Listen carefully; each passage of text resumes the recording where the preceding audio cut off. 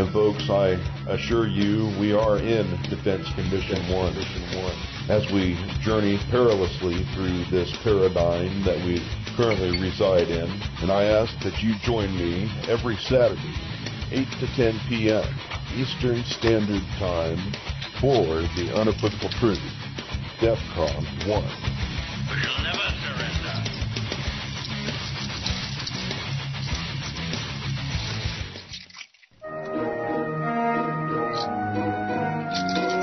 The original machine had a base plate of prefamulated amulite, surmounted by a malleable logarithmic casing, in such a way that the two spurving bearings were in a direct line with a panometric fan. The lineup consisted simply of 6 hydrocoptic Marsal vanes, so fitted to the ambifacient lunar wane shaft that side fumbling was effectively prevented. The main winding was of the normal Lotus-O deltoid type placed in panendermic semi-boloid slots of the stator, every 7th conductor being connected by a non-reversible tremie pipe to the differential girdle spring on the up end of the gram meters. Thank you for listening to Revolution Radio, taking the confusion out of transmutated lunar girdle springs for 4 years and running.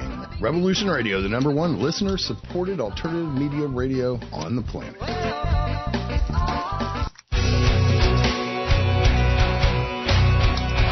All right, thanks for listening while we took that short break here at Revolution Radio, freedomslips.com. And yeah, we're going to get back to your host.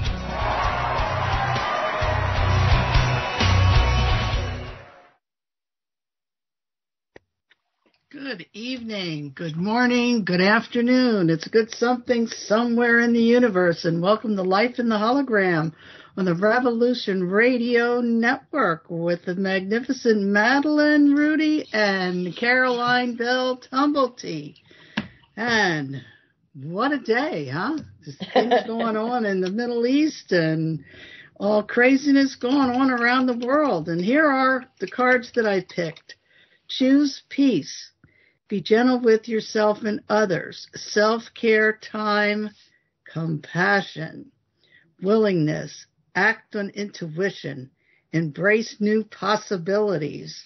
Go for it. Yeah. We're going to go for it. Yeah, let's go for it. Yep. Let's go for it. Somewhere we're going to go for it. Yeah, I hear you. So we have lined up some really wonderful guests, and we have Soleris BlueRaven, who had her launch of Night Files, Hyperspace Night Files with Chesapeake Dick. If you didn't catch the show, go catch the archive because it was awesome. And we also have DJ Poye. Am I pronouncing that right? Poye. Okay. So I am going to read off DJ's bio here. So DJ is GG Master Jeweler, gemologist, designer, a visionary seer, experiencer, and on the flip side, a creative master jeweler, gemologist, designer, Texas born. DJ began her studies in hand fabrication of metals, jewellery manufacturing, stone setting and design. After her graduation, DJ opened her store in Texas called DJ Custom Jewellery. Seeking her esoteric studies and spiritual connections, DJ had the opportunity to purchase a home in Colorado, high in the mountains at 7,800 feet, the heart of the mother, and close to the stars. Much remembering began for DJ as the quarantine lifted and downloads of memories flooded through the gate with abduction by the mantids and greys. DJ had physical contact with many different races after that, some not by choice, sadly. The Valley fires came through and 120,000 acres burned. DJ was forced to move and settle in Sedona, nestled in the heart of the Red Rocks vortex. There she created a beautiful art gallery with her custom jewellery. While in Sedona, many interactions with now benevolent star beings, their messages and guidance along with assistance always placed her to anchor energy for the Earth Mother and the souls on it. Several years later, in redirections. As a single parent, DJ wanted to bring more direct experiences and opportunities for her son. DJ was offered a lead jewellery design position with an intimate high-end jewellery company in Beverly Hills Triangle. DJ has travelled to many far-away exotic places to source rough diamonds, coloured gemstones and antiquities to design in her pieces. She now works for herself and focuses on custom jewellery pieces for individuals who seek her out along with her standing clients. DJ's personal mission and passion is to serve others. DJ's next project and focus is on a humanitarian project with the Oneness Funding in Arizona. The Ayana Ranch, Ayana meaning eternal flowering in Cherokee, the ranch will assist trafficked young, old, women, men, all people of the world through the art of love. Here we will combine a village forge art facility, holistic practitioners, gardening educators, recreation on the land, music and more, providing the need for rebalancing during, through and after these times of change. Heal in Oneness at the Ayana Ranch, Oracle, Arizona. So welcome, DJ. Welcome, DJ. Well, hello, ladies. Thank you so much for inviting me. Oh, you're welcome. And we also have Soleris BlueRaven, who is an author, public speaker, radio host, visionary cosmic divine being. And I think and so much more. So much more. Yep. I don't think that's in my bio. Visionary cosmic. No, I just pulled that. I think you just improvised. That's okay. People can find me. You lose now. Yeah, they can find you. Yeah, your books are on Amazon. Like you're here on Revolution Radio. Really fortunate. You have you 2 nights now. Yeah. Mm-hmm. Awesome. Very, very awesome. Yeah. So, ladies, what are we going to tackle tonight? Well, you're the host. Yeah, where do we want to go? Madeline? Yeah, where do we want to go? I want to go with the migrants. I want to go and talk about that just a little bit. We ought to go with the migrants because we could get more money than if we were working. Yeah, oh my gosh. Just really been focused on that a little bit. There's a couple of young journalists that actually took the trek from Ecuador into the country the whole entire way. And it's just amazing how they're just handed so much through this whole thing from the UN, from FEMA, from the Doctors Without Borders. They're all there in these little kiosks in these small little towns. After they go through the Ecuadorian thing, they have to go through the Darien Gap, which is this treacherous, long jungle journey. And it's like, and these young journalists did the whole entire thing to show people exactly what's going on, exactly what they've been handed. And I believe that there are a lot more than just the 8 million, they say, that have come into the country, because it's been going on since like 2021. Yeah, well, I think it's over 10 million. It's more like 20 million. Yeah. So, it's, and they come in 7 different ways starting, because the Darien Gap basically merges South America with North America. And, they ride the death train on top of it. Every single thing is told to them in these pamphlets that they receive in these little kiosks in all these smaller places. And the young guys spoke several different languages, so they were allowed to talk to each group of people when they passed them, which were mostly age-fighting men. And they would say, he'd say something to them if it was Spanish or French or whatever. And they would tell him, we're headed to America, good luck. And Ecuador, Colombia, Venezuela, Libya, African, just and then there was one group of people, one group of men, probably 8, and they wouldn't tell him, and they put their faces covered, and he said, "Are you from Syria?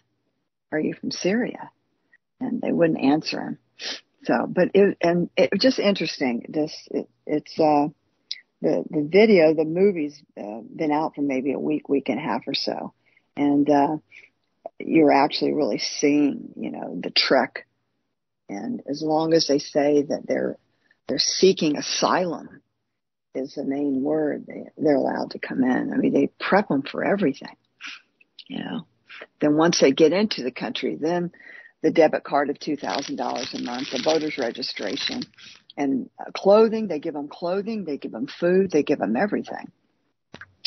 And then the whole time he's asked, about who they're going to vote for. And in large groups, they talk about Biden. They're screaming Biden. But anyway, I just wanted to bring that out, and how y'all feel about it. And it's happening all over the I have world. a way to get rid of some of them. Load them up in planes and drop them over there in Iraq. They said that the United States went in and did some stuff in Iraq. So load them all up, take them over there, and turn them loose. There's groups of them that are they're pretty scary. I mean, they've already made it. They've already made it here. They're here. Yeah. Oh, they're not here yet. Oh, they're here, because they're sending them to New York. And I don't know if y'all have heard that. Just 2 days ago, there was 8 of them that attacked a police officer and 2 put him in the police hospital. officers. Yeah, you saw that? Yeah. Mm-hmm. And they were arrested and then let go, because I guess they made a law before this whole thing started that. No, they left town and they're headed for California. Yeah, wow. Definitely. And it's just, but it's actually happening all over the world, all over. Yeah. But they just really want to take it down, and you can see it starting with the whole thing with. Well, Caroline, you have them. They're coming into Scotland too, aren't they? Yes. They are. They're coming. They come across the channel. Not so much down for the north.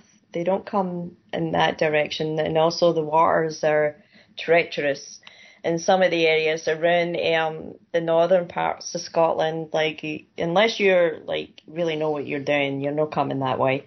But they come across the channel, and basically what happens is they land in France, and the French police escort them to the beach and load them on boats. And because the minute they're on the water, they're no longer their problem. And so it's all this stupidness. And so they're out on the water, and half the time you've got what do you call them? The police in the water. What do you call them again? The patrol, right? The sea patrol. And they basically just bring them in, they just bring them in. The Coast Guard, that was what I was looking for. They bring them in, like the military. They bring them in Dover, Cali, and most of them get put up in hotels. Some of them are put up in offshore boats. That's one of the things about being an island here. We have some of them on, and I mean big boats, like a ship. Yeah, like the 10, 15-story boats. Yeah. Where you have like thousands upon thousands of rooms in them. So that's big cruise ships. They have them in most of the ports, like most of the big cities, like Liverpool, Manchester. Up here, they have it's a bit different. See, Scotland is a much, much smaller country than England. Yes. And they don't really like the weather up here. Yeah, it's a bit chilly. It's a bit chilly, and it rains a lot. Yeah. But, I'm on a coastal town. I'm not in a city. If I was in a city, and in fact I was in the city. I was in the city on Sunday, And I was kind of looking, like, to see if the population was any different. But to tell you the truth, this metropolitan move has been happening for a long time in the cities. Yes. So it's no really, it's no glaring. It's like, it's integrated in some areas, like museums, like we have generations upon generations, like Indian, Pakistan, Chinese. They're new kind of party, the traditions, like some of this, like Glasgow, Edinburgh, and they're included in the museums as far as what they have contributed, like to the cultures, to the city. Well, not so much the cultures. It's because what they do is they bring their traditions, and they're encouraged to keep their traditions, but also respect ours. Like that was the way it was way back in the day.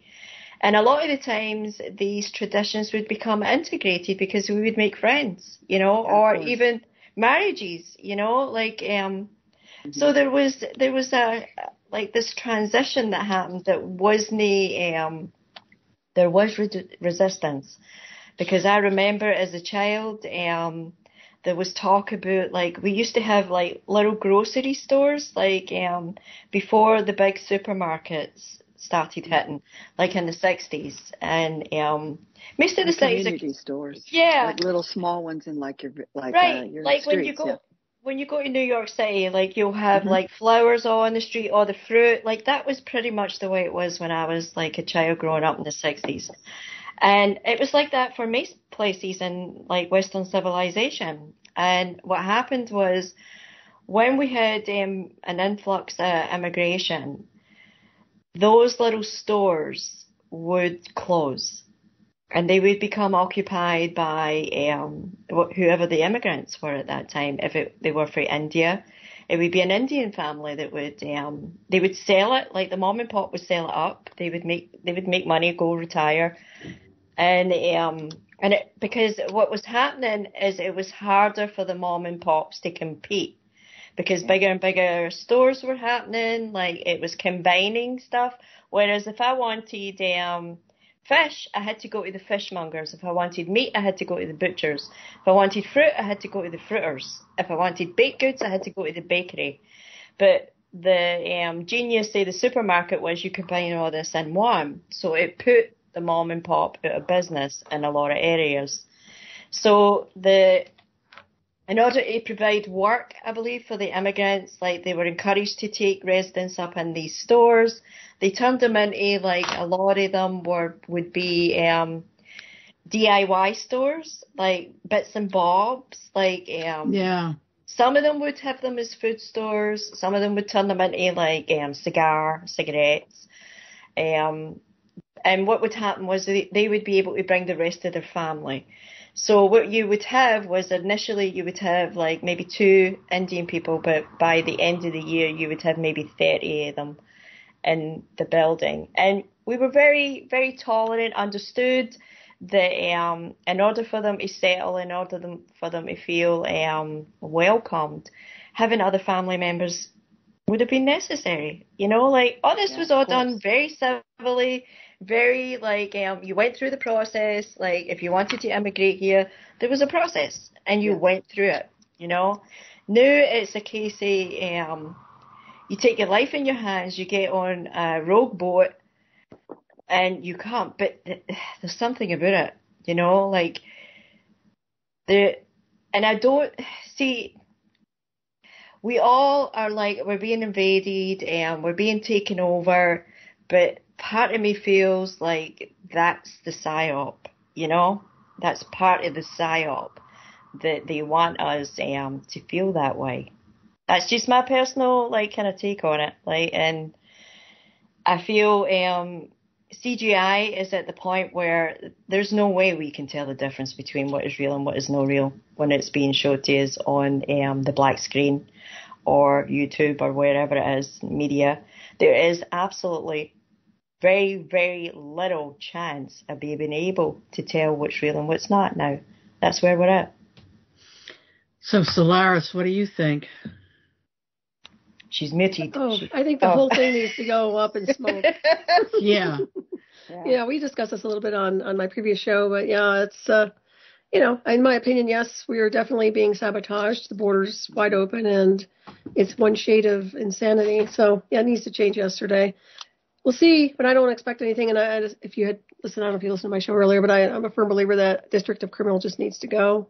If they don't want it in America anymore, then they need to go first. And in my opinion, we don't need that anymore. We don't need this type of sabotage anymore here. So if you want to just wipe out the country, then they have to go too. As simple as that. And that's pretty much what I'm saying. I think the future is grim unless we can turn it around quickly. And I don't think that's going to happen. Yeah. Yeah. Well, and then they say, well, it's your collective consciousness that caused this. No, that's theirs. I don't believe that. Prejudice against, they hate, I'm not going to tell you point blank, there's a lot of hatred towards white Americans. Yeah. What's up with that? Yep. Well, you know what? It's in motion here because it's allowing anyone and everyone to come through. Nothing against race, color on our end, but it certainly seems like they're wanting it to be one shade of something, and it doesn't include the whites. So any way you look at it, I see that. I see a lot of prejudice against the white, upper class, middle class, American, European.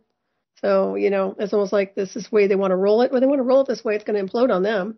I said before, everything's going to be automated in less than 6 years. So they don't need all this baggage, which is what it's becoming, baggage. What are they going to do with all these people? What are you going to do with them? Take them all out at once? They're not going to keep them. They don't need new slaves. They don't need a new slave race or a new workforce. And some people would argue that and say they do. They do not. Not with the technology I'm familiar with. We don't need it. So it's up to you guys. I mean, not to you guys, but my point is that we don't need any of this. And the people that have created it are the ones that really need to be held accountable. Yeah. I mean, and they're experimenting now with all different kinds of robots.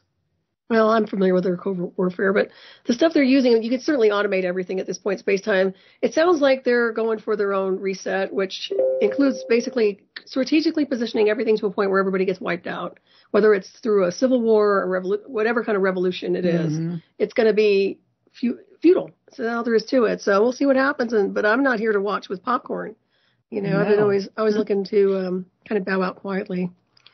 I've done my share of being on the front lines, and I don't think I need to do that anymore. But I think we all have. Yeah, I mean, you know what I mean. Yeah. Yeah, it's like my ancestors did. I mean, my goodness, if it wasn't for my ancestry, well, they helped forge half the stuff over there in D.C. And well, it's a long story, but I feel like we can go over there and say you're all fired now. Absolutely, and I don't know why. Why don't the taxpayers do that? They're cowards and they're brainwashed. Do you know what I mean? Totally it's my brainwashed. God. Don't they know this is our country? These people. Not your country anymore. Well, that's what they've told you. Yeah. But yeah, I know. So, what about Texas? No, Texas is fighting back, right? Well, that's another thing too, as well, because Abbott has a long lineage of some evil stuff. This man, he's all for the other side, So he's gathered these 22 different states and whatever. But what's he gathering all these people for? To bring them there? It's like, I know that the truckers are all coming through. They'll be there, tomorrow. And that's a whole different group of people, and they're coming through Dripping Springs, which is right outside of Austin. And they've all kind of merged in that area to go down to Eagles Pass, because that's the first entrance after the Darien Gap is that first one right there in Texas after you go through Mexico. And then there's 7 other places that, run up to California and then, of course, Canada. But, well, it looks like they're flooding in too from Arizona. Arizona too. Yeah. And who knows where else? These are just some of the key places that what's coming through the north? What's coming down for the north? Yeah, some of them could be coming quietly from someplace else. Through Canada. Yeah. Yeah. When you look at the big map that they give to, there's all these different ways of entrance, and you choose which way. It's like a game. You choose which way you want to be, where you want to go. But they had, I think it was 6 or 8 men that came in on a nice white boat, ran it ashore, like I think it was La Jolla, California, jumped out of the boat and ran up into those homes. Yeah, there was one woman, one child, and the rest of them were men, and they left the boat there. Yeah, it almost looked like it was Redondo Beach, is what it looked like, because I know that area a little bit. That's what it looked like. Ryder, my son, he said it looked like that too. But yeah, they just ran it up on the rocks there. I wonder who went in and got the boat. Yeah, it's interesting. That's what it is. I mean, I'm telling you, that was a nice boat. Oh yeah, I believe that. Some of these boats that are coming across the channel are nice too. And you wonder, if they're getting out of the boat, who's coming in to retrieve the boat? Turning around and going back and getting more. Probably. Mm-hmm. Well, how is it in Pennsylvania, Madeline? Like, how is your neighbours? Like, how is things? Like, are people just acting like it's normal? Like, how are people? Well, that's a good question, because I have a limited area. I go to my granddaughter's house and I come home. So little interaction. Right, but yeah. The neighborhood, and these are all houses that are in the 100,000s and more. It's becoming very colorful. Yeah. To say the least. Yeah. Well, I work smack dab in the middle of it all, so. Yeah. Well, the people are always in the middle of it all. We're always like people. DJ's right in the middle of everything. I'm right in the middle. She's right in LA. Yeah. Oh wow. Yeah. So I'm not by preference. It's just how it ended up. Well, this area of Pennsylvania had always been high for. They used to bring a lot of Puerto Rican people in to pick the mushrooms or whatever they do in the mushroom plants for years and years and years. And they always said, oh, go to Reading, because if you go to Reading, you'll get everything. Are you in Reading, Pennsylvania? Yeah.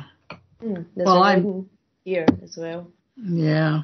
There's a Reading in California, too.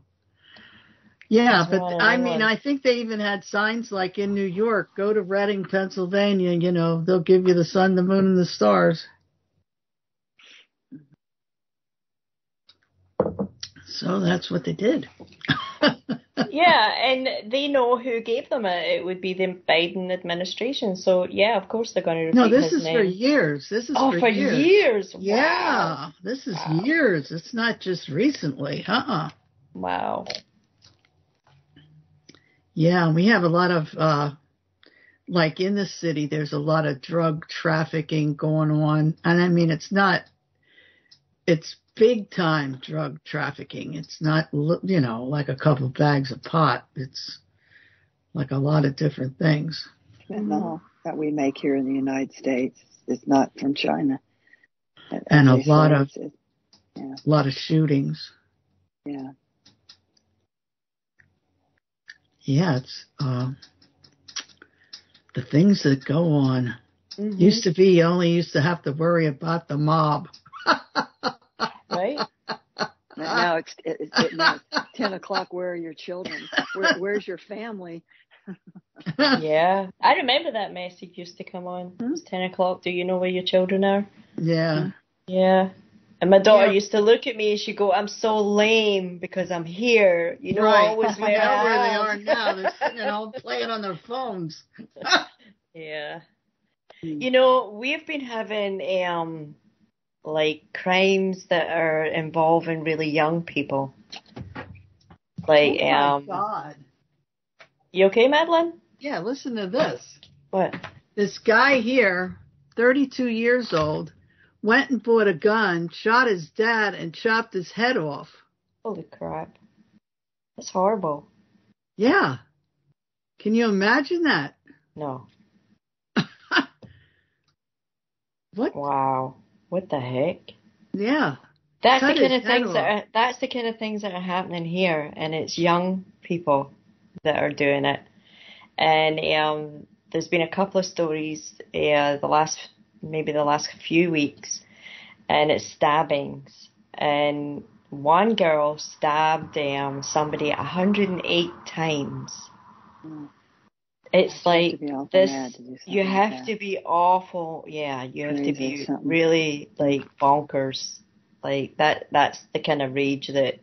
I think that happened here too, Caroline. Did it really? Yes. Oh my. That's was what some girl here. That some kind of she smoked some pot or whatever, and it didn't sit right well with her brain. And I mean, they left her off because they said it was whatever, but she stabbed the person like in the hundreds of times.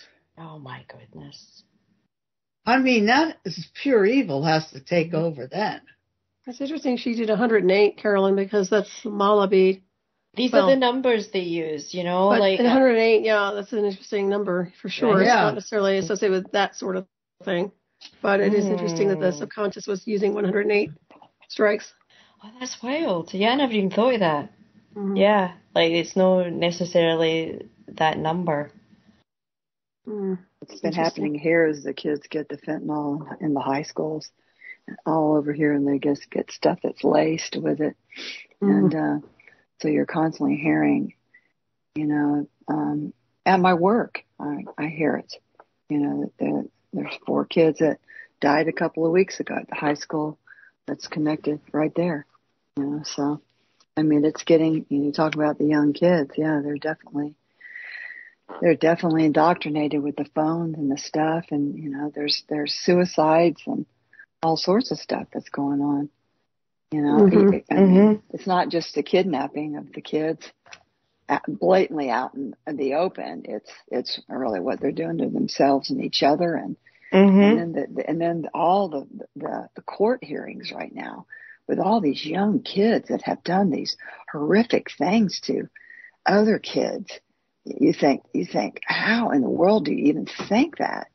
You know, I think it's from those video games, because I get so irritated, you know, when my little guys are watching these video games, and it's like, oh. Yeah, I don't think, you know, these are women. There are a couple of the ones that were. Oh yeah, women are playing the video games too. The ones that didn't like it, was jealous of the one girl that said something to her boyfriend, and they put some roofie and whatever her drink, took her out to the country, and just cut her in the million pieces. Yeah. Yeah, I mean, it's like... You know what? I just looked up that significance of that number. Like, the significance of the number 108 varies from antiquity estimations of the ecliptic ways of the sun and the moon to the distance and diameter of the earth, sun, and moon. Ouch. To recite a mantra 108 times is said to help bring in harmony with vibrations of the universe. That's really wild. That kind of puts that in a whole other... like orbit, doesn't it? Yeah, and I think you're supposed to do like 108 times, right? Like an Om. That's right. Yep. That's the 108 names of Krishna. Not right, or the 108 names of whatever. Isis. You know, so there are all these names. I mean, I've done pujas with the 108 names of Krishna. It's like, how do you even remember 108 names? But you know those. Yeah, I know. Those pundits do. Yeah. So it's you say the name and then you go 108. Done. Yeah, exactly. You know, I remember when I first went to America, when I was first living in New York, I remember this really horrendous story that had happened, and it was an incident that had happened. I believe it was Central Park. So this would have been the mid-'80s, and it was a preppy guy, like, for one of the universities, had strangled a girl to death in the park. And it was like some sexual kind of thing that had backfired. And I remember that. Do any of you remember that? Like that weird stuff that started happening, like in the 80s. Maybe it was going on long before that, but the stories were starting to come out. I think it was, because I think they had a lot of rapist murderers running around the Central Zodiac Park Killer for was a here while. in the 80s. Yeah, the Zodiac Killer was like here. That's in the right. United States, Yep. in the 80s. Mm-hmm. And he was almost like the one that happened in London. What was that one? Is it the old one years ago? What, Jack the Ripper? Hundreds of years. Yeah, kind of like him. This is the same thing. This guy did. Wow. I don't know. Well, we had Sutcliffe, right? He was the long distance lorry driver. Oh yes. And he was I worked with somebody who actually had to interview them for one of their psychology, it was a thesis he was doing, and he said that every single serial killer that he interviewed, you would never have known. Did they eat Rice Krispies? Don't know. Why, is that something? Snack, crackle, and pop? Yeah. Or did they eat Cheerios or cornflakes? I don't know. But they had mastered the common theme that he had found. They had mastered how to be kind. Then people weren't suspecting them. It's really bizarre, when you think about it, the mind of a serial killer. Crazy it's psychopath. Crazy stuff. Yeah. Do you think bad spirits from long ago who were mass murderers then came in again? What do you think, Soleris? Well, hold on. Hold on. Sorry, it got stuck on mute. You'd have to ask Carol on that one. No, just kidding. Oh, God, no. We don't get to that, do we? But you know what? I find that a lot of the haunts probably moved on and transmuted at some point. I think people are just plain entity controlled on their own. A lot of them are rogue. It's a crazy realm. I mean, right now it's just completely psychotic. Everybody's wearing a mask, running a program, and they activate or deactivate, and some are dormant. It's a very interesting observation, anyway. Well, there's a tense atmosphere, there's a tension, a stress, So, I was in a supermarket the other day there, and I actually felt like there was, desperation. Like that was the energy a lot of people were getting off. Probably is. Yeah, it is. And it all gets, kind of mixed. Whenever I'm out, the atmosphere can change, constantly. Because of that. It's all in flux. I think people are on the edge. They are, yeah. I definitely see that on a daily basis. Yeah, I see that. You know what I mean? They're ready to snap your head off for no particular reason. Well, they've been under psychological pressure, too, for many, many years. Yeah. It's starting to make them crack. Half of them are medicated anyway. A lot of them are already medicated through their doctors. Mm-hmm. Yeah, big time. They're big time. Yeah, you don't know how that medication affects you. I don't even know how my supplements affect me. I don't know what I take, but I should write it down. It drives me crazy. It makes my head itch.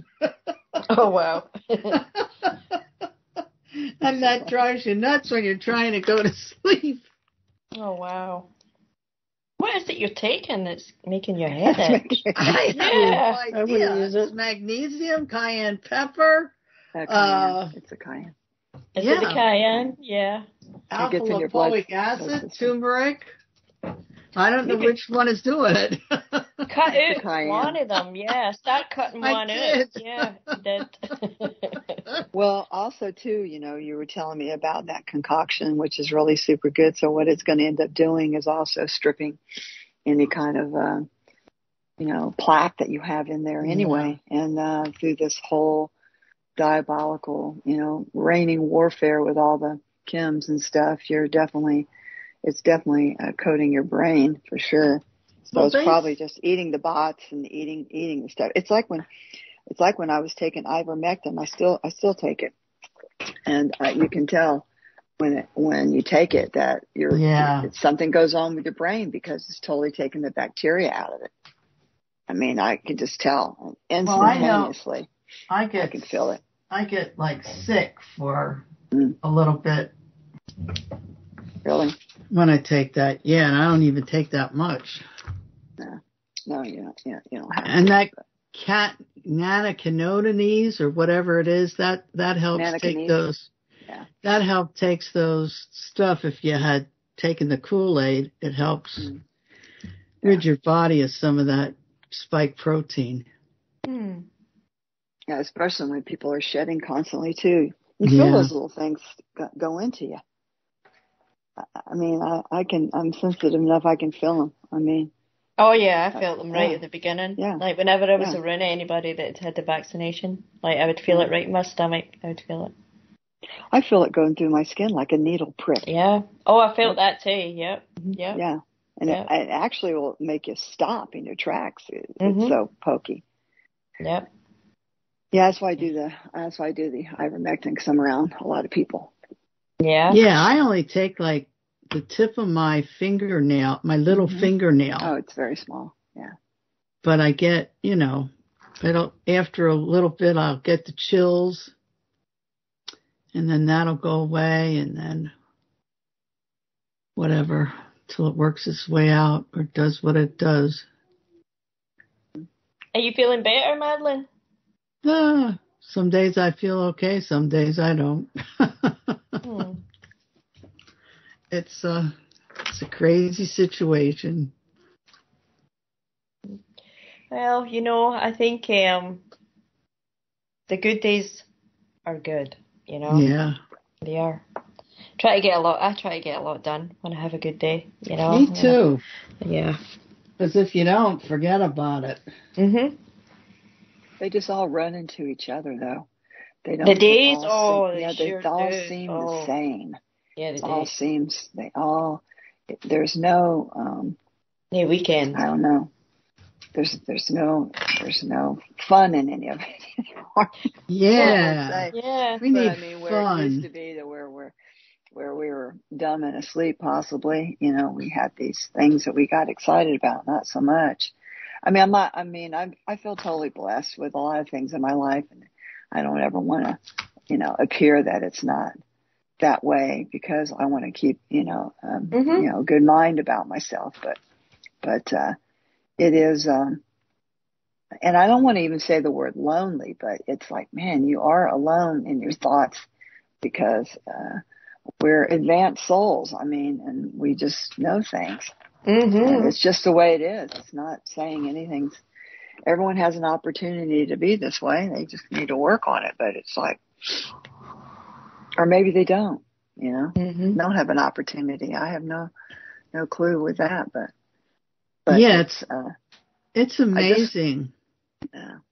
Because the conversations are dull at best. Sorry, but they are. How does one person generate and amass billions of dollars, and then another person, they keep trying and trying and trying and trying and trying, and the flower never opens?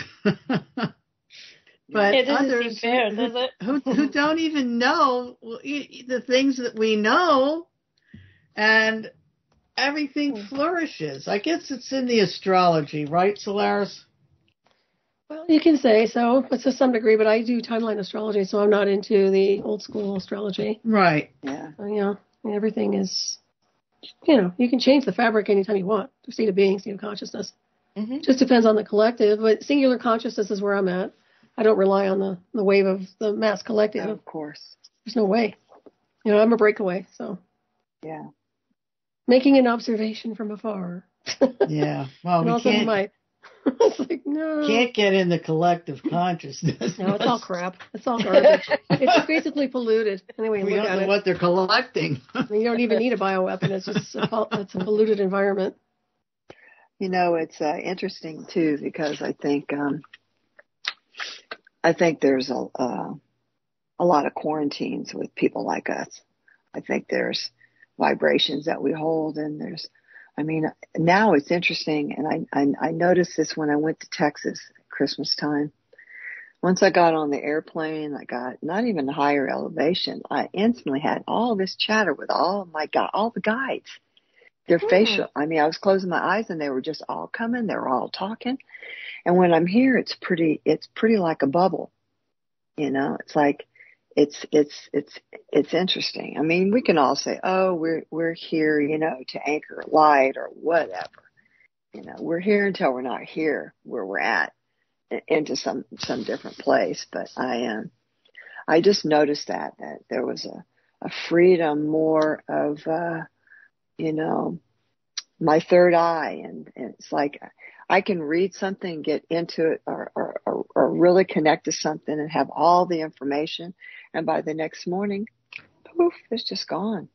Then I have to retrieve it back again. It's like, and it's not because my brain is sitting idle and it's not there. I think it's extracted, or whatever I do at nighttime, because there's been times I look straight down when I'm out of my body and I'm in full regalia fighting, you know. So it's like, you know, there's got to be something where it's quarantined in spots that are so dense with energy like this place is, you know. And, you know, that's, there was just this subtle openness and gentle qualities when I was in Texas. I mean, we drove down to the coast. It was, you know, until I got into my mom's house, and Soleris and I were talking about that. It's like a Stephen King story, but we'll get into that later. But yeah, just a whole different feeling, you know, and then you come back and you feel like you're quarantined again. You feel like you're, you know, and they talk about the 15-minute cities and stuff like that and how much they're building. And well, what's going to keep those people there besides not having much to get out? It's the vibration, the scalar waves, or whatever's holding them here. Because I'm in an Uber every morning to drive to work, and I ask everybody, hey, you know, where were you born here? You know, until a mile and a half, but you know, I ask them, were you born here? Yes, you know, oh, I've been here 8 years or 2 years or however it is, wherever they're from. India, you know, Salvador, you know, woman today, or Jerusalem, another guy, you know, and they're not going anywhere. They're staying here. They don't see anything that's different. Then, do you have family here? No, my family's coming. Okay. Oh, yes, I have family here. My whole entire family's here. I'm never going to leave here. You know, you hear these and you think to yourself, they're all living on top of each other. They're all here. It's like, what keeps them here? I mean, it's so expensive. I mean, and we do good, but it's like, I wonder how, when people don't do, you know, it's like, wow, it's like, what keeps them here? It's got to be the energetic scalar waves that are in this bubble here, you know? You know, the way I see it, because you can feel it. You're sensitive to feel it. You know, we had heavy duty chems 2 days. We had tons of rain the last 2. We're going to have more rain. The skies are clear right now. It's more clear like it used to be in the 60s, I'm sure, here in California. But, so how do you keep people in these sanctuary cities, you know, without controlling them more with that, you know? Well, don't you think it might be because if they're younger, you know, the kids don't know any better. They don't know that you could have went out and had a nice vacation and went here and went there. I talked to a white guy that's there, and he's been there for, I don't know, 8 or 10 years. He lives with his parents still. He's probably 40. Okay. And he's never so much as gone to San Diego. And he was telling me his uncle had passed away, and they were going to go drop his ashes in the water or whatever they were going to go do. So when I saw him again the other day, I said, well, how did the ceremony go? And he goes, you know, I didn't go. I thought, oh, okay. You know, so I go, well, when you're open enough to tell me why you didn't go, I'd like to hear. So I'm waiting for that story. But it's like they don't go. They work, and then they sit home. And even I am, you know, subject to that too as well. You know, a lot of times, I mean, I do hikes and I go places, but you know, Well, I met a couple of people that live in this area. They've never been out of this area. Yeah, there's a lot of people in Scotland have never left Scotland. Yeah. Well, is it the pioneers? Like the adventurous spirits. And this is why like the West is getting like a bad rap now, and white people in particular. We were like the Indo-Europeans, like adventure, shipbuilding. Like we couldn't wait to get in the water and see what was on the other side. But it wasn't everybody. Like it was only like certain individuals in the clan or the tribe or wherever we were. But there would be this wanderlust, Mm-hmm. I had it. Madeline, still get it. Yeah. I did it too. I've traveled all over the world. And we're different. Mm-hmm. We're different. European too. Born in my family's from Yugoslavia, so then Yugoslavia. Pioneers, pioneers, geniuses, the builders, like and unfortunately, like as we look at like the if we just look at the realm, it looks like 10% of the population had everything. They done everything. That's no really your fault, like even when they look at the blood, like back 50,000 years, things have changed. That like there's new species show up, like DNA is different, like blood types are different. So we don't even really fully have a clear picture of who all the beings are that are here. And of course. I mean, there's still like all these big gaps, deliberate, I might add. And I've always had this feeling like that violence is also something that has been introduced. I don't think it was like, and this is personal again, it is so foreign to my being. It's not that I won't fight and defend, I will. Yeah. But it's not my first place to go as a solution. Never. So, like, I mean, I wish we could better understand who we are. We're pioneers, we're geniuses, we're travelers, we're builders, we're at the box, always have been. Can't get kept in the box, and I will not be ashamed of my heritage. I'm not responsible for my ancestors, but I know, what? They done a lot. They done an awful lot, and it's everywhere to be seen and admired and celebrated. Like this shaming us? No, I mean, no, we struggled. We wanted better. We wanted better for our families. Like, why else did they leave Ireland and Scotland, in floods, horrendous journeys across the water?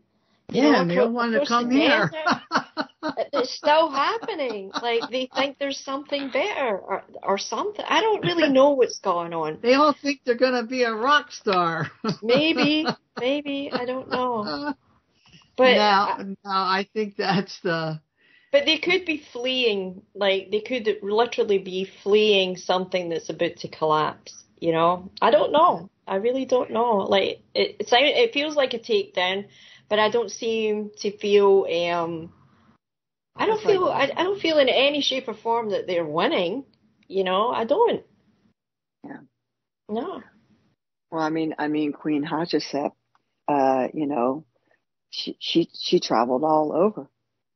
From Egypt, she traveled and brought everything from spices to clothing to animals to, it says seeking the adventure of what's beyond the realm of where you're at. And of course, when you have the opulence that they had, it was easier for her to have the ships and stuff. But, the Scottish were just, they were unbelievable. They still are. They still are. Unbelievable. So, But it's not everybody, it's not everybody. There are the homebodies, and, and they, like, I had family members, they never went anywhere, they never got on a plane, they barely got on a train. and they were perfectly happy with their lives, you know, like Yeah. they didn't feel like anything was missing, you know. I mean, they were hard workers, like always hard workers, like tired at the end of the night. But boy, did they like to party. They loved to have their sing-songs and their get-togethers, you know? Yeah. And that's what I see a lot here. They wait for the weekends to have the big parties, you know, surrounded by a lot of Mexican, Latinos, and Salvadorians. And but don't you think they did that anyway? It's a traditional thing, maybe? I don't know. I think it's not. It's the like food the and the Spanish meat and the people, gathering, and the Egyptian people do it. You know, they all get kinds of people. Well, my family, my mom and dad were working class, and basically they would look at us like it was just accepted. Like, come Friday night, that was it. Their week work was finished, and it was party time. Yeah. Well, that was here too. I mean, Yep. you know, this outfit over here where I live, they're mostly German descent, and Friday night, boom, a lot of women back in the day, you know, would complain because the husband would go to the bar and then they come home drunk, might have spent half the paycheck. That's right. Yeah, my mom would be down at the pub. Yeah. Well, not my mother. Friday. My mother never did anything like that. My mom was. She was in the pub getting his paycheck. Yep, on the Friday. Yep. My mother wasn't a pub person. No. Well, we made our own. We made Slivovich out of apricots. So we had that. We did our own beer. My mom did that, man. And we, you know, we'd sit at the table at Young, and we always had the little small glasses of Slivovich, you know, and that stuff is good. Don't want to do too much of it. Feel like moonshine up in the Arkansas somewhere, but it's traditions. It's traditional. Yeah. My family worked hard too. Got a lot of they have a different outlook, you know, they have a different mentality. Like, I mean, they'll get together. People will get together and do small trips, but they won't do, you know, I mean, it's a big thing to hear anyone, you know, doing trips like I used to take, like in the 80s and in the early 90s and stuff. You go and, you know, here it's expensive for people to go anymore. You know, and then all the rigmarole when you get there is crazy. Yeah, especially now. Yeah, it got really crazy. They made it difficult to travel. Yeah, and they want you to be happy in a city, right? That you can get to everything within 15 minutes. Is that like, you know, these are a small percent. These globalists are a very, very, we all know they're a very, very tiny percentage. Yeah. And very. Like, this is their plan. And we don't like their plan. Well, whose plan is it really? Yeah, whose plan is it? It's not my plan. It's not. Yeah. It's not. It's not my plan. Not my plan. I'm not signing up for it. No. But we're getting on Soleris's plan. That's the mission. Plan. Off planet. That's my plan. Yeah. Abort the mission. It's like, get out of here. That's for sure. Somewhere where it's life enhancing. Like we said, if the spaceship comes to pick us up, we're going to say it's not an alien abduction. It's a reconnaissance mission. That's right. It's an escape mission. That's funny. Yeah. And also, don't look back and burn, baby, burn. Yeah, you said it. Yeah, that's where I'm at. I love to watch that movie Cocoon. That's when they put all those old people in the spaceship and off they go. They get younger, right? They all get rejuvenated. Is what I remember. You know what I watched the other night there? They Live. Is that it? And the guy has to put the sunglasses on and he sees the aliens. That was a good one. Yeah, I watched that the other night there. I'd like to be able to do, well, no, it'd probably drive me crazy if I could see in between all the dimensions. I think you can, Madeline. I think we all can. Yeah. Yeah. I kind of hear the music. Are we coming up? Yeah, I kind of hear it right now. But it's coming up. So when we're it comes gonna up, take a break. We'll be right back. You've been listening to Life in the Hologram. Just hit mute, I think. I still can't hear the music, Madeline. I don't either, but it's 8 o'clock. It is 8 o'clock, and there's no music. I don't know what's going on, and I can't see into the chat. It should kick on. It might give it a second. Or maybe it won't. I don't know. Well, just keep talking anyway. You're good. You may not get a break. Mate. Okay. Sometimes it's a little wonky, huh? Yeah, well, it may not be automated yet. It's possible. Your guest tonight, I picked it up at the end. Now, what happened with her husband? Well, Philip K. Dick? Yeah. He's the author. You know, Philip K. Dick is Blade Runner. And, well, he was hassled by a lot of departments back in the day. He was hit with a lot of direct energy weapons, what I would consider to be direct energy weapons, and psychological warfare. That's where a lot of his information in his books, it reflects. So, yeah, he's very interesting people. She's very interesting as well. They went through some strange ordeals that whole time, that duration she was married to him. So, yeah, you should interview her. She's great. I love Tessa. It's very good. She has a lot of information. Mm-hmm. Yeah, she does. She's getting up there, but not that old. I mean, an illusion of aging, right? Mm-hmm. Oh, no, she's still sharp. She's very, very sharp. Yeah, she's still sharp. Well, I think, when you're aging, you have to stay engaged or you get flaky. Dead. Displacent. I don't think that was funny. I just think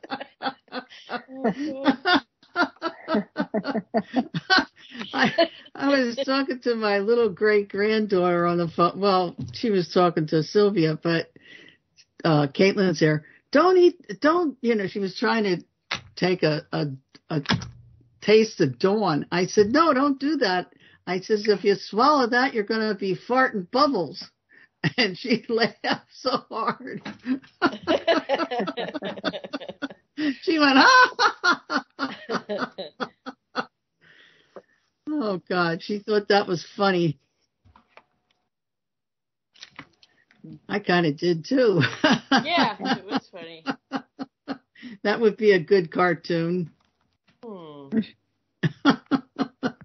Sometimes I see things in comedy, and it's not always a good thing. Well, I think laughter that is, way. though. Yeah. Huh? You always see it that way. That's why I laugh at you so much.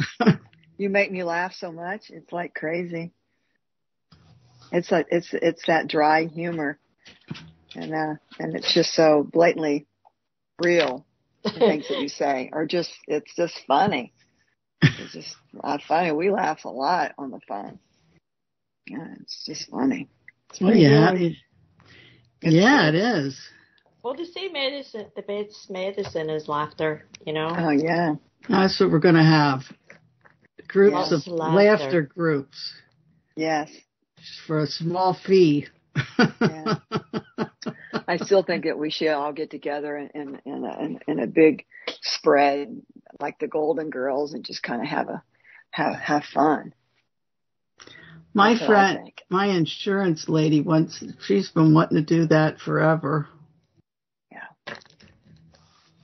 I mean, she's younger than me, but she's been wanting to do that forever, and she's a big pet advocate. Oh. Yeah. That's cool. Animals are great too. Love animals. Yeah, I've got a St. Bernard haunting me right now for something. Oh. You were talking about it just a minute ago, Soleris. You were talking when I'm in this big store and every 1 out of 10 people is, off-world being. or maybe it's 2 or 3. I mean, we are, but I mean, really to actually physically feel the energetic shift or change. So this guy passed me today, tall, thin. I mean, the guy must have been close to 7 feet tall and thin. His eyes were like a piercing, almost lavender color. And he had a huge Doberman with him. Okay, perfectly, the most perfect Doberman you could ever think, with the ears just cropped just perfectly. And the dog was walking next to him just perfectly. And you're looking at that and you're thinking, that is not from here. You know, so. That sounded like one of those tall whites. Yeah, it was just, and so. But I don't know if they have lavender eyes. He was just, and when he turned around, I thought, oh my God, this guy, and he didn't have contacts in, but I wanted to look at his eyes. So it was an amazing dog. And he just cocked his head to the side. He said, thank you. You don't see that kind of stuff. You know, it's like, okay, that was definitely nice. Why are they taking their dogs in there? Oh, Hollywood's a dog-friendly place. Mm-hmm. Everyone takes their dogs. And actually, I'll have to admit, it's kind of nice to see them because I feel it's some semblance of nice energy, you know, especially when they recognize who you are too, you know, and all the dogs do. Like, people call me the dog whisperer there. Not that I try, but it's like they all want to come. It's like, cool. Yeah. So there's some people who have some beautiful dogs for sure. I love my canines. Yep. I know. Gosh, I do too. For kids. Yep. Yeah, they're the best. Mm-hmm. No doubt about it. Yeah. They're You have a beautiful dog. Yeah, you do. He's gorgeous. Both of them. Yeah. And his baby is a handsome dog too. Is that the last? You're not going to have any more litters, are you? No. Well, my granddaughter's thinking about, what do they call that when you're using him for artificial sire? Oh, yeah. stud? Yeah. Oh, well, I'll, keep me informed. I don't need any more dogs, but, I love that. Why not? I love shepherds. I love the shepherds. Me too. They're gorgeous. Yeah. Boy, I was watching HGTV the other night, and there were these 2 guys that were building a house, and then it was Rico to the rescue. He's a guy that comes in when people are building a house or, doing remodeling, and their contractor stiffs them. Well, they were building this home in Colorado. This is why I'm telling you this story. Beautiful, big home overlooking the big mountains and a lake. And they had like a $785,000 budget, and the contractor took over $200,000. They had to tear it apart and put it back together again. But oh my God, when they finished that house, those views were breathtaking. I mean, you know which part it was? Ever leave the house? Yeah, it's pretty. I don't know how many places are overlooking a lake. A lot of them. I live up around places like that, so I get it. It's very pretty. Yeah, Cedar Lake, breathtaking. Colorado like that. Cedar Lake, Colorado, it's 35 miles outside of Durango, and that was like that too. They built that. They had another show about Durango too. These people would go in and remodel ranches. Oh yeah. That's really not that bad. Actually, $750,000 is not bad at all. Cheap. How many acres was it? Did it say? No, it wasn't. It it looked like other houses were kind of close, but they were way up on the mountain, and they said that it cost them a lot to bring the supplies up there. For building, yeah. Yeah, but they'll milk it too. But I couldn't understand that either, because then the one show, this other couple was moving out of L.A. and they wanted a cabin. And, I mean, their budget was pretty high, and they didn't show them anything like this guy had. Yeah, that's what I said. Yeah, probably steering them in the direction, that they want, like the the people who are showing them around the houses that are available. I don't know either. Like, they all kind of help each other out and stuff, don't they? Yeah. Yeah. It's interesting, though, and I like to watch them remodel these places. I said if I was younger, I would do that. Oh, yeah. Remodel? Yeah. Well, I wouldn't do the remodeling, but I would get, like, a construction company to go in, because some of these people buy these places for dirt cheap. Very cheap, yeah. They do. And they just scrape them down to the foundation and rebuild. Yeah. You can get castles here and do that, Well, I'll take one. Oh, my God. Yeah. I want one of those. Oh. Yeah. I've looked at them, yeah. Yeah, I found one there too. I do all sorts of research there. I found an unbelievable one for $5 million. That's just huge hunk of property. And it'll be on a lot of land. Yeah. Yes, a lot of land. This one had like 120 acres. That's the Madeline. dog. Oh, he's so nice. Wow. Great boy. A nice big Good bark. job. Yeah. He's fun. He carries on like that. He's sitting on the sofa and he keeps his head up on the top of the sofa. And I walk in the door and he'll like look over. Oh, she's home. Does see it get off the damn sofa. Dog of leisure. He would know how, like, he'll know by the sound of your walk, everything. Like, that it's you, like, but if it's somebody he doesn't know about you any money, he'd be up.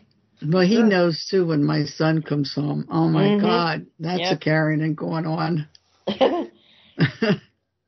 And my dog, it's interesting, will start doing his little bark once I walk through the front door. I live in like a loft, and he just knows. He just feels the energy. Farm's home. Yep. Oh yeah. It's the energy. Yep. I don't care how quiet I am. I hold my keys. Once I easily walk through the door, he's yapping. Well, they know. Oh yeah. Tina used to know his truck when it came up the road. They know the vibration. Yeah. Even energetically, they know when you're heading home. They know. They're very good. Yeah. I remember watching, it was like a wee documentary, and they set up the cameras because the dog would sit at the door, and they were trying to figure out, like, how does he know? Because he would be at the door as his owner would be coming home, getting in the car, like for work. And that dog would be at the door the minute he got into the car. So they set up these cameras they were just trying to figure out, how does the dog know? How does he know? I mean, my cat knows. And all the cats I've ever had, they've always, like, my daughter would say to me, they jump down off your bed, come down the stairs, and they sit by the door till you come home. Like, they know. Like, they send you little images too, like your animals. So I had a cat, when he would be roaming, he would send me I would think to myself, I wonder where he is. I'd get a little image that he would be like somewhere on the road, he'd be coming home, like, that stuff's all real. Well, it was real for me. No, it is. And it definitely, even if I'm thinking about feeding the cats, it's not even their mealtime, one will come down. Odin's very psychic. Yeah, they know.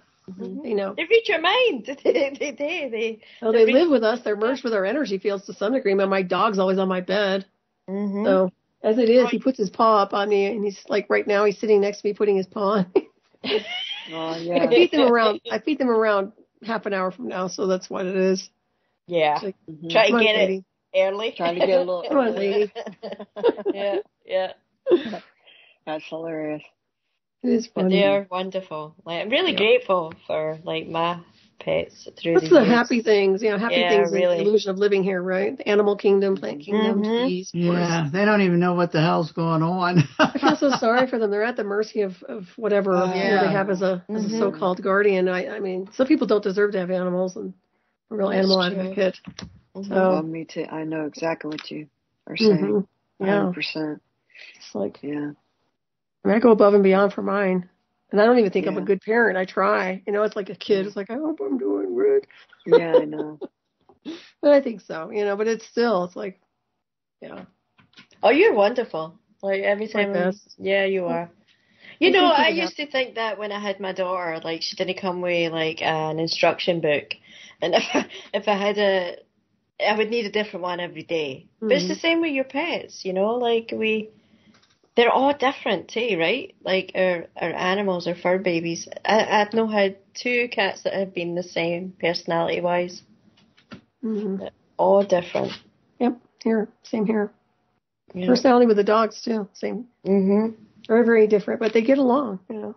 Yeah. That's cool. I bought Apollo a new bed because he kept chewing up his old one, and now he's loving it. He's been sleeping on it for like hours. It's too funny. Apollo. I wonder what he didn't like about the bed. He just throws tantrums. He's a weirdo. I mean, he is kind of weird. He's neurotic, but he's sweet. But yeah, he'll just like trash his bed when he doesn't get his way or something. He'll do things. He's not like nervous or anything. He's gone through like 4 of them. Is that right? But it's my bed he messes up. Oh, is that like right? If he's a terrier, right? And yep. He's a terrier. He's a rescue. Cattle dog. Yep. And then all of a sudden, he'll look at me for something. I said, I'll be right there. I'm going to take you out in just a second. I'll come downstairs and he will have pushed all my blankets up into like this mountain on my bed, just like squishes them up to this. I go, you did it again, dude. Yeah, so I'm straightening them up. It's like that.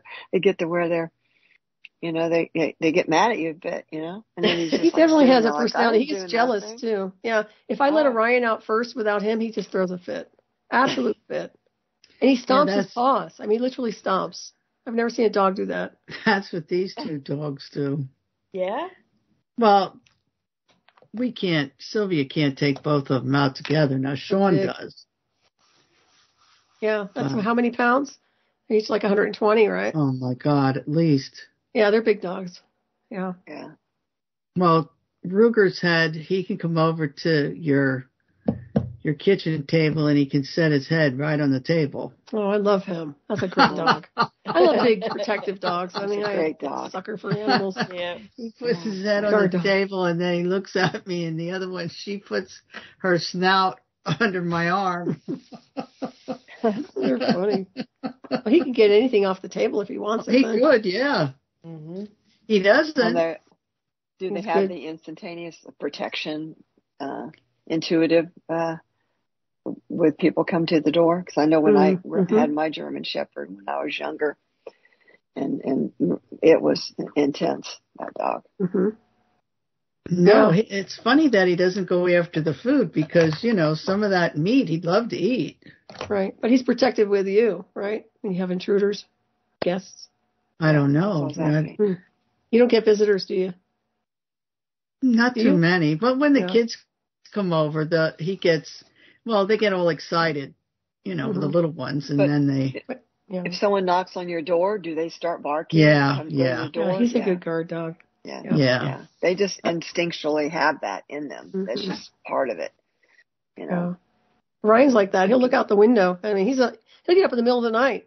Well, I'm usually up anyway, and on and off. But he'll come over and look out the window and just stare, and then start barking at something. I don't know what.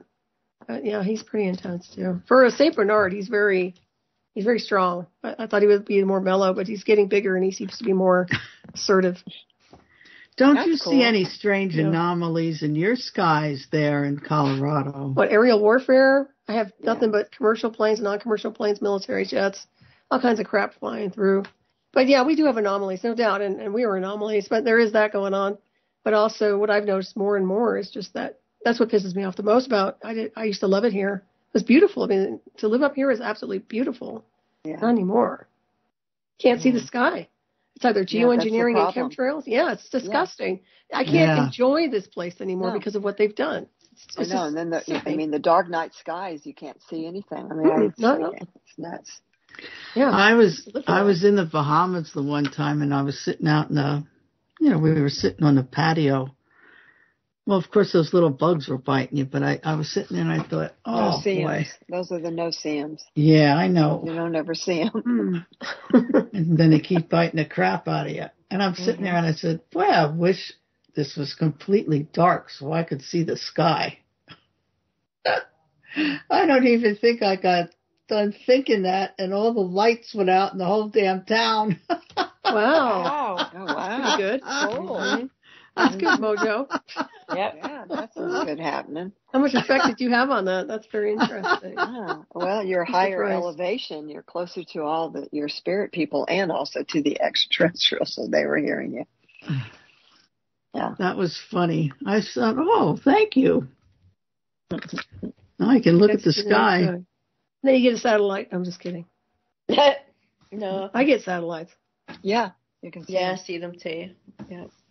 I think we saw a whole lot of satellites when we lived in Sedona. Yeah, what year was that again? Sorry. I arrived in 2004. Oh, that's right. I was there 2008. Oh, you were there. Weren't you in 04 too? Because I met you before I left. Yeah, and I left in 08 or 09. Yeah, no, because, I was probably You were there because I met you through Dr. Valerie. Yeah, you're right. I was there. I was there in 05. But see, what I did was I was there and then I left and then I came back. So the time that I remember also a lot too is that second time when I had my jewelry store and all that kind of stuff. And that kind of thing. Yeah, but I think you left after I left. Yep, I did. Yeah. I left right after you left. The first go around. And then I came back.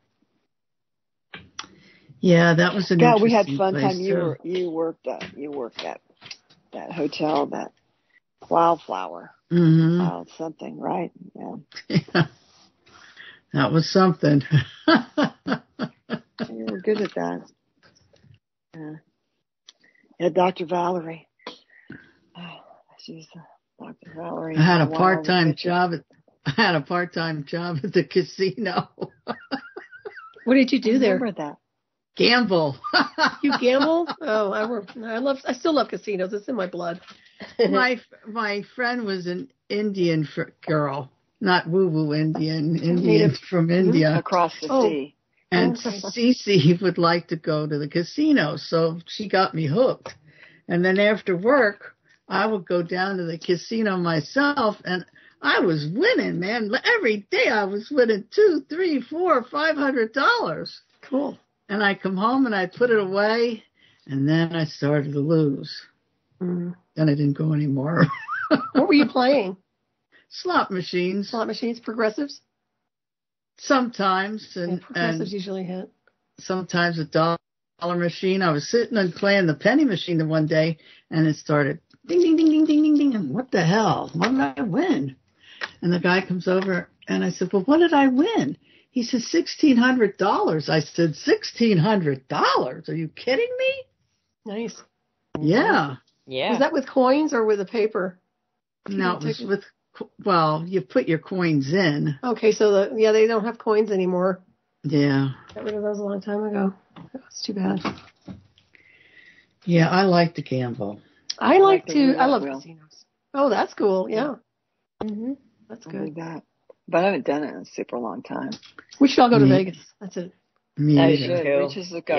Let's go meet. That would be cool. Vegas. And then after that, let's go to Scotland. Wouldn't that be nice? Yeah. That's what I want to do. Yeah. We can dream. No, you can do it. I have a passport. Yeah, I do too. Yeah, you can come here. Yeah, definitely. You know, I worked in a casino as well. So I did. Yeah. That's funny. Yeah. What did you do over there? I was a cocktail waitress. Oh, nice. In the casino, and it was called the Princess Casino in Glasgow. Yeah, on Sucky Street. I did that, and you know what I got fired for? I got fired for no smiling at the boss. Oh, brother, that's discrimination. Yeah. Wow. Oh yeah. That would have been a lawsuit. Like, it's like, today. Where's your flair, right? Well, you might as well go get him arrested. Put a lawsuit against him because they can look at what this broad did to Trump. I mean, how many years I can't get over that. Mm-hmm. I can't get over that. I know. Well, what did he even do? I didn't even pay attention to the stupid case anyway. He supposedly raped her in the changing room. But you know what I found interesting, and I don't know, like, I found interesting when he was sitting in the courtroom, like not this time, but the time before, and they showed him the picture of him supposedly with this woman in the changing room. And his response to that picture was that was Marla Maples. Wow. And I caught it. I looked at him and I thought to myself, they're messing with his pictures. They're messing with they can do anything. They're creating whatever they want. Well, have you seen that Trump? That Trump is short. That one's a real short Trump. Yeah, he's not the 6'3" or 6'3" whatever Trump is. Well, Trump is tall. That's he is. When he first started the campaign back, what was that, in 2016? Mm-hmm. Even when he was out there and giving these speeches, I said, this isn't the same guy, because this guy is a very eloquent speaker. Mm-hmm. And Donald Trump doesn't always speak like that, and it's not his hair. No, it's not his hair, and it's not his face. It's the orange face, but it's not his face.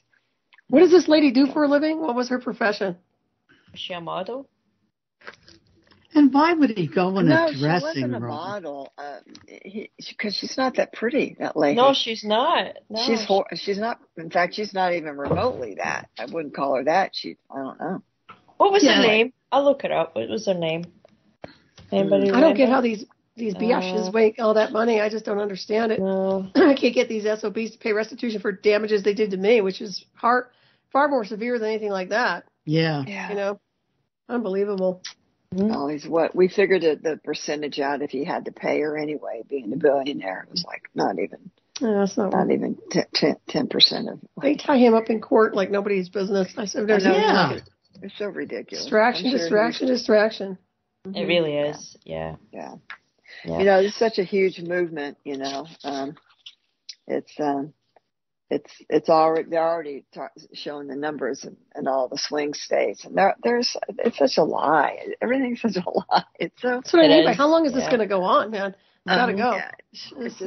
Yeah, it's got to go. I mean, and how can the American public?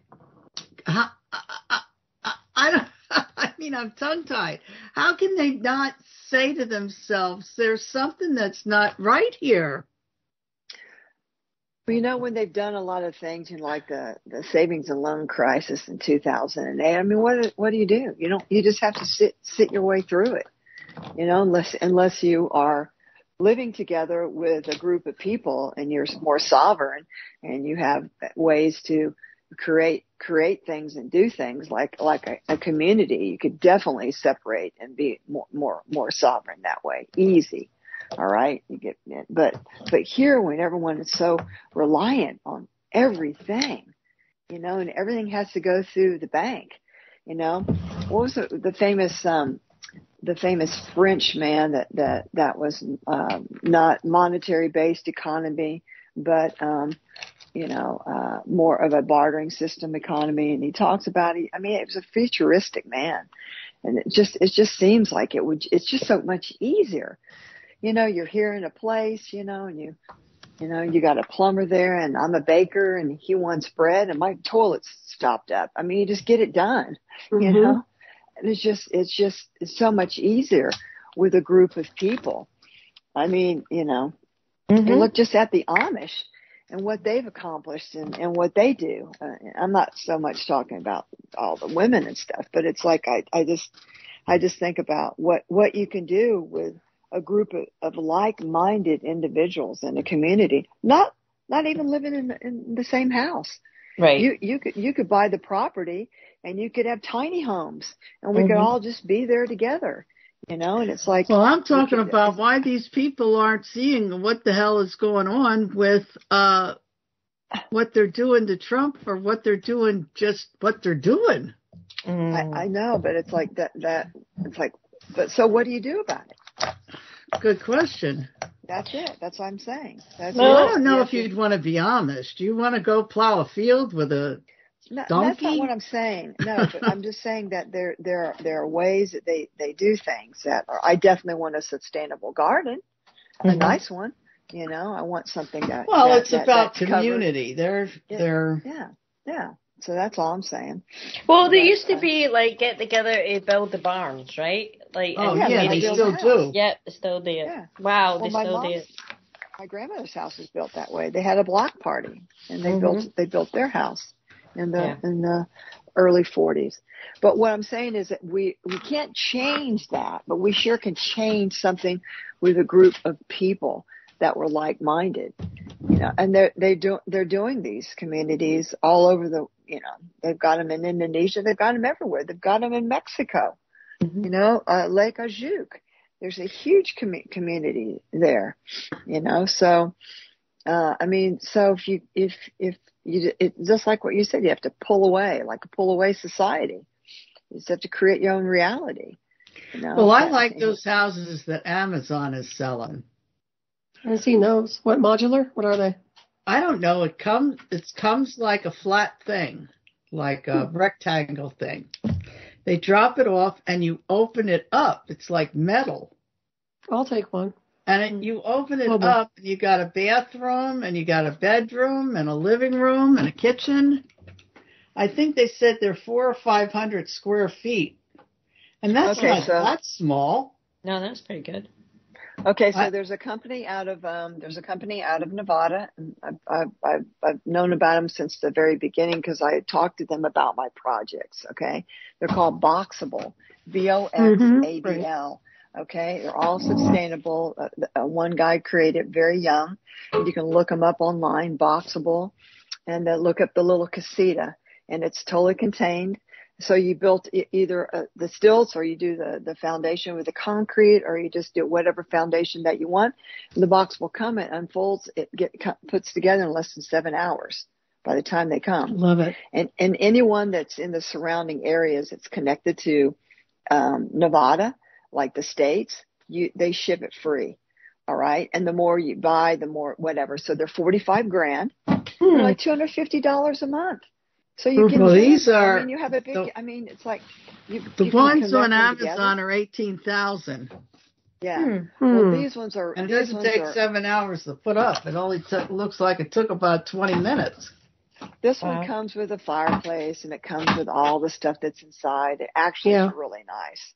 I mean, sent a link over there. Yeah, it looks good. Yeah, it's super. It does look nice. good. Yeah. I mean, it's okay if you want to live in everybody has to pick their poison.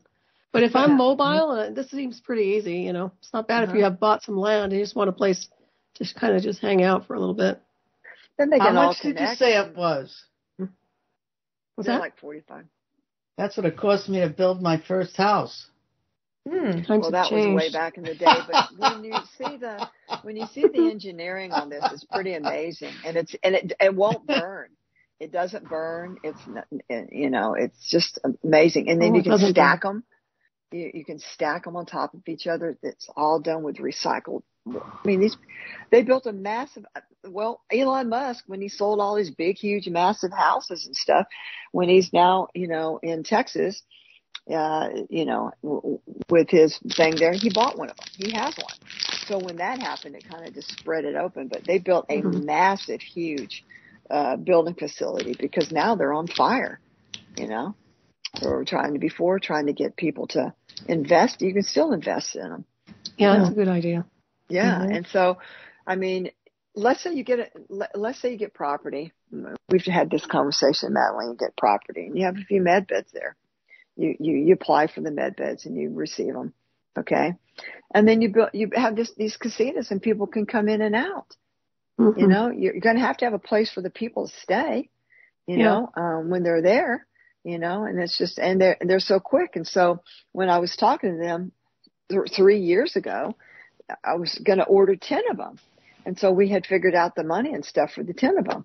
They were going to fit in a half circle. And then I was going to have canvases, and I was going to have like a fire pit in the middle. And then there was going to be a place, for food and all sorts of different things. I mean, it's like, how quick can you get something up? So well, that's a good idea. I like the way you're thinking on that one. That's good. And then everyone can have their independence. You know what I mean? They don't have to feel like they have to be next to each other and living with somebody, and that kind of stuff. They have their own independence with, that kind of stuff. So that's, But there's so many other things. I mean, the Cobb houses. I went to go look at the Cobb house that's been in all the architectural digest. That's over in Joshua Tree, and that thing is so amazing. And it's just done with mud. And they're super easy and beautiful to make, and very. And just, you can just do whatever you want to. And then, the Earth motherships are in Taos. I visited there, and I know that man personally, where he builds them with nothing but, tires and sand. And, they have a sustainable temperature all year round. Even in Taos, it's 60 degrees in these houses, so, and they keep all the water, the gray water washes 2 or 3 times. And at the very end of it, the very beginning, it goes through like a pond, they have the fish that they have. I mean, everything's sustainable. It's pretty amazing, so there's so many ways that you could end up doing things once you got the overall, gist of whatever anyone wants to end up making, to really have like a cool community, and, I don't know. I just think about just a group of people that would come together and, I found some land in Texas for sure, but that already has water and everything there. And a lot of water, not just a little bit of water. And that's my dog. So I don't know, just, I don't think it would take that big of a deal. If people wanted to come.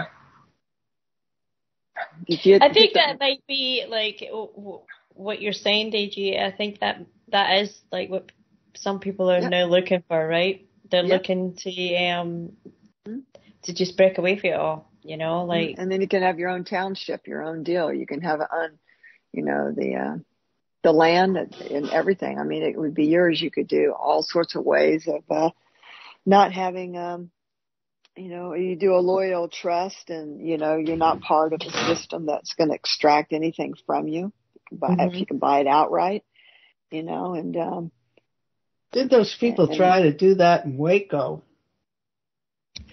Yeah, but that was a cult that lived in that, and actually those people weren't bad. They came in and they if you do the background on that, they killed those people. Actually the guy was just he was just very futuristic himself, the way he thought, but he was also like a preacher too. But this wouldn't be anything like that. Yeah, this thing would just be people can come and go when they please. If they wanted to have a job, they could just do whatever. But we would take care of each other. That we would be a militia, which is the people. That's what it means, and not in a bad way, but in a good way. And you've got a lot of very creatives out there that could do a lot of things. Oh yeah. And just bring them together. And, I saw a community like that on PBS, but it was mostly like they set the community up for people who were artsy. They were sculptures or artists, or they made jewelry or whatever. Well, but they bought houses and they lived in this community together. Well, there's Finhorn, right, in Scotland. Like the Finhorn Foundation, like that was set up. That's a spiritual community. It's an eco village. I think it was a book. Yeah, what they did was, I think this was the 70s. I believe it was the 70s. It was a group, you might even know about this. There was a group of people, they started working with the elementals. They started gardens and producing like massive, like tomatoes and melons and cabbages. It was an experiment that they were doing. And it was supposedly the elementals invited them to do the experiment with them. And now that community still exists. It's still there, It's like, there's still gardening going on, but I don't think it's like at the extent it was when they first started. But yeah, they have a big community up there. And I think it's expensive though. Like you can buy houses around it, but it's only gained in cost or time. Mm. Yeah. Yeah, and there's been scandals and kind of stuff like that, you know. But began in 1962. It was an ex-RAF officer, Peter Caddy, and his wife, I believe. But I mean, you know, when you're thinking about it, you know, so where are we going to be a year from now? What are we going to do? What would we like to have? What would we like? Who would we like to be around? Mm-hmm. You know, I mean, I'm not going to stay alone by myself doing this. I want a group of people of like-mindedness around me or close. I mean, we're going with Soleris off planet. Yeah, well, that too. But it's like, I mean, but if we're still here and this is what's going on, you know, it'd be nice to have. I mean, you can call it anything you want to. I mean, you know, but it just be nice to be able to have a group of your peers close to you, the ones that really get you, that really, you know, and that we don't have to, that we can just talk freely to do anything we want to, you know. So, yeah, I just see that. Well, it would certainly be easier, right?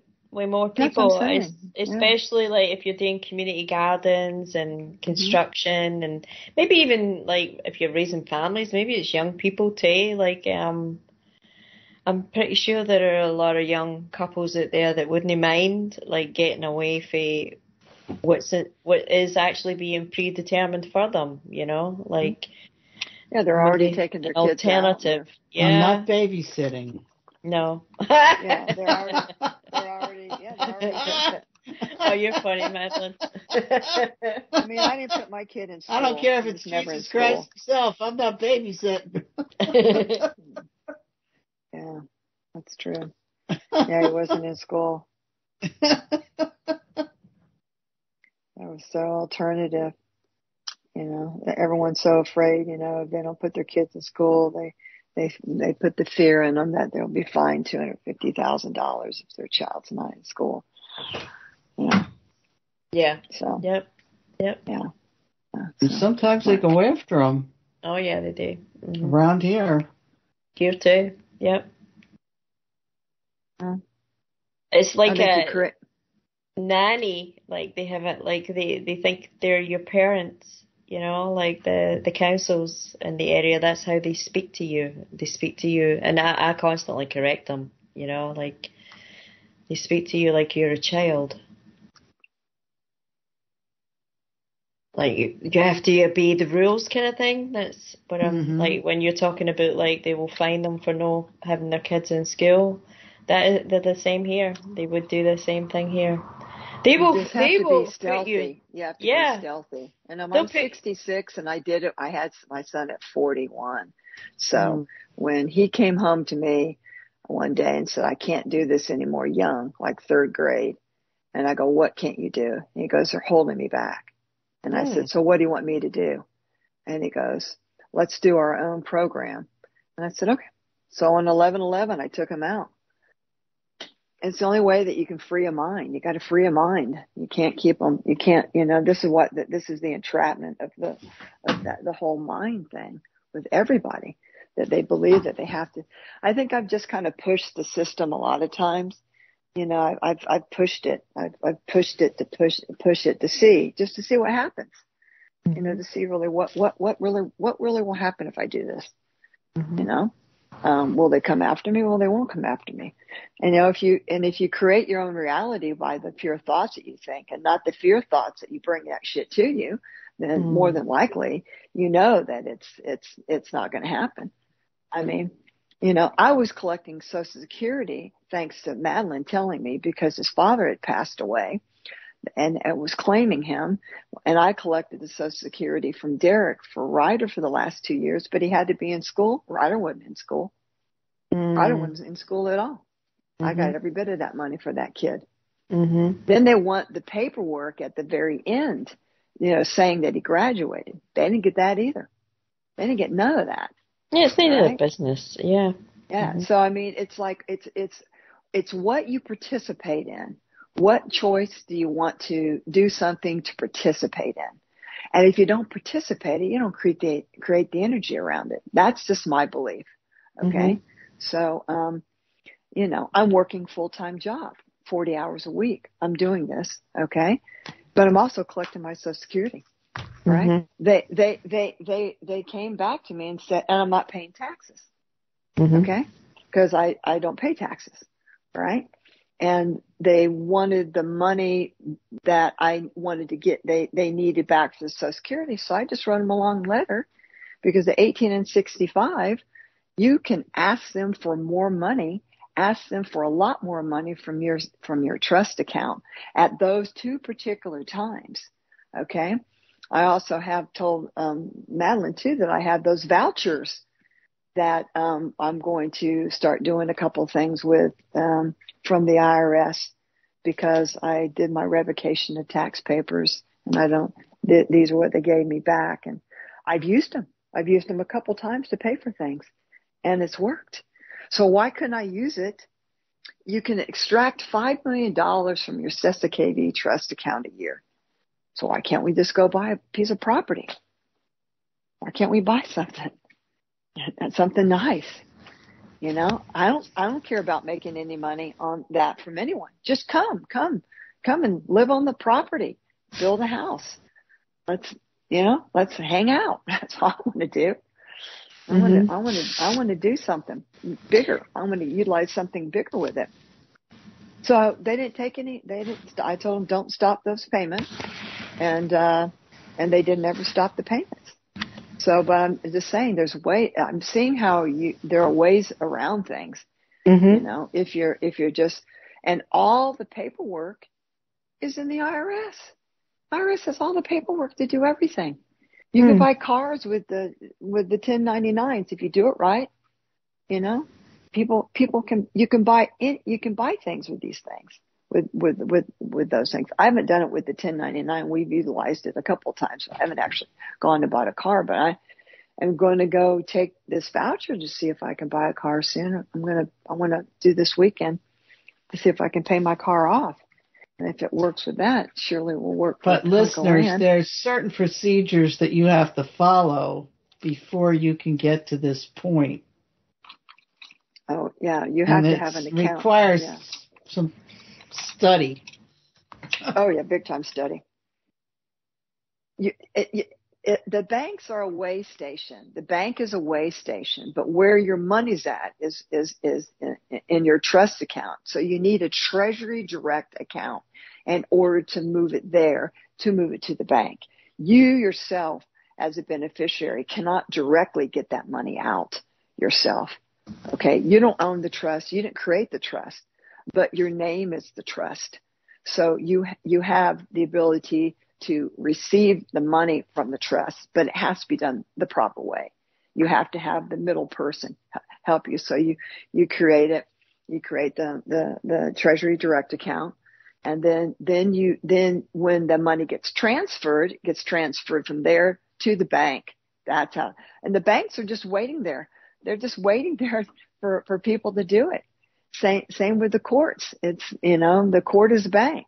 Yeah, but you're not telling people how this all came about. You're just saying it's there. How did it happen to be there? What, the SESA-KV trust account? Right. Well, do you know? I know, but do the listeners know? Oh, the listeners. Not all the listeners. No. Yeah. Oh, the listeners know. The listeners. Oh, the listeners. Oh, Remember the listeners? I understand. Okay, so when we're born on this planet, we all receive money. We all receive money, $1.5 million. So when what's going on with like the maritime law and stuff, where the Queen basically has extracted money from everybody, and that's a whole different story. But with the $1.5 million, we dock from our mother and from the umbilical cord. It gets cut. You have to redock again, and when you redock again, they give you a Social Security number, and that's when you're supposed to receive the gift from the planet from our planet. It's part of the gift of being born here. We should never have to pay for a planet that we were born on. We've all heard that, correct? Okay. But then what takes place with that is that money is then in turn and used as, you're like a commodity. It's turned into, a trust account with your Social Security number. Okay. Is actually your account number. All right. And depending on where you live will determine where your money is, and you can find that out through your QSIP number, which takes a while to find out, but that's how you end up finding it. My bank's in Chicago. Okay, I've got the routing number. It's on the end of my voucher, and then the Social Security number is the account number. And so then you have trustees that basically make the money. We don't own a deficit in this country. We don't own trillions of dollars. We don't owe that. We don't have a debt. That's the credit side of all of our accounts. We, the people, not only are getting extracted from our taxes, but we are funding everything on this planet. Every person has one of these. Everybody does. So we're the ones that fund this. And if you can get into your account and to see there are billions of dollars in these accounts. So, like I said, we didn't create the account. We're not the trustees that basically that work the account to make it make money. Okay. But the people that use it are all the higher ups, the monarchies and all these people. Because when you can get into them and see how many contracts there are with your Social Security number and what they're utilizing your funds out of your account for are pretty horrific, some of the things, what they're doing. So, pretty horrific. When I stepped deep into that part of it, I found out all sorts of stuff. I found a Chinese company that was a family that was using the money. They had already had gone through 8 contracts with my trust account, and they were utilizing skin from people in cosmetics. So that was one of the things. And then the Danish monarchy, there were other ones that were doing stuff that had to do with farming that wasn't good either. And after you read a couple of them and go deep inside of them, that's enough. I don't really care about what's going on, but pages and pages and pages and pages of contracts with these corporate fictions above it, which are just fake companies. Probably they're just lawyers, like all these corporate fictions are. That keep everything, aligned and stuff, so people can do all their stealing. but it's dark. It really is dark. It's so dark. Yeah. It's just, and then on top of that, they want to keep us more enslaved to even owe more money with our sweat labor. Yeah, there's no incentive here, is there? Yeah. And I mean, when I had a long talk with this company, they said, well, it can't be done. I said, I have a great relationship with the IRS. This has nothing to do with you. My relationship's with the IRS. This is what I want, but y'all make it so hard that I can't directly talk to an HR person about this. I can only do it over here, but I want to be exempt. I don't want to pay. I'll be exempt. And so I'm exempt. So you don't participate. Give me a minute, ladies. Yeah. Okay, then. And All what right, about guys. our birth certificate? Our number on our birth certificate? Yep.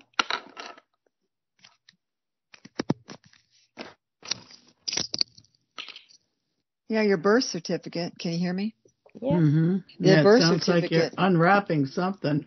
Yeah, I was trying to. I have my one headset in, but it has to get plugged in. So yeah, it's I mean, if we're going to talk about this, I'd like to get a little bit more organized with it, but because there's so many different ways that it can go. But with just your birth certificate, it's just interesting to take it out. We should have a birth certificate thing and go over it one day. All the little nomenclatures and the writings and, the days after your Social Security. See, you have your born date And then when you have your birth, the birth date is different because you're birthing. You're, like a ship. You're redocking. So, and then they use it to where the beast name is your dad's name. So your dad's not even, he's not even a sequitur at all with it, but your mom is. Your mom's the first one in line. And then your father's just on the bottom. But it's interesting to go through that whole entire thing and see how much energy we put on these things and why we have to have these things. And, but when you get your real birth certificate, you have to send off for it, and it has a seal on it. And that takes a while to end up getting. And that's the one that you can utilize to really get what you need to get. But it's not the one that you just receive from the hospital. You have to get your authentic one that comes from the county here it's here it's different. You have to get it from Vital Statistics and get it to be brought to you because that seal, that watermark on there is real important. Did you look into that, Caroline? I did, yeah. I did the whole thing. Like, I did this, I don't know, like maybe 8 years ago, longer. I think I did it when I was in Arizona. I started on it, and I have the books, the natural law, the straw man. I have all the information, and I went through the whole thing, and then I got really, really jaded during lockdown when I saw what was occurring. And I mean, again, it's my opinions, my perspective. I just backed away at that point. So that's. I mean, I did the same thing. Yeah. Because what takes place is this is everyone's independent road. We're not here to to be under a federation, or anything anymore about anybody telling you anything. We've already done that. We're here to be, a man or a woman on the land and soil or whatever, but they wanted you to be under the federation because that's what was going to protect you. And the federation is you giving over your sovereignty and power to join and become a part of it. Okay, but yet they were supposed to protect you. But when in actuality, they were saying, once you get your revocation of tax papers and your vouchers, you are not supposed to have a relationship at all with the IRS. It's not good. I'm thinking to myself, then why the fuck did we do all this? Why do we do it all? If we're not, it's like, and so then I just went off my own way. But to be part of the alliance is you keeping your sovereignty and power and then truly learn to self-govern. That's why I want to go on to the land and learn to self-govern with people. Hear the music. There's the music. Well, thank you, listeners. You've been listening to Life in the Hologram on the Revolution Radio. Come back next Friday. Thank you, DJ. Thank you. Thank you. Thank you. Bye.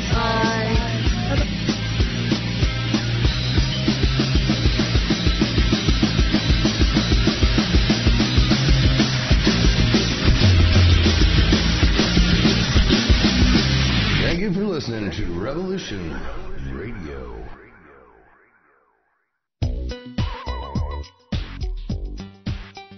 Join me on the Brian Rude Show on Revolution Radio, Eastern Standard Time, every Tuesday night from 6 to 8. We talk about the four most vital things, in my view, affecting all of humanity. Number one is UFOs and aliens and their agenda for the advancement of humanity. Number two is the Jewish establishment's control over all aspects of human civilization. Number three, the truth about Adolf Hitler, how he was the opposite of what we've been told. Number four is advanced ancient global civilizations. Join me on the Brian Rude Show, Tuesday nights from 6 to 8 on Studio B on Revolution Radio.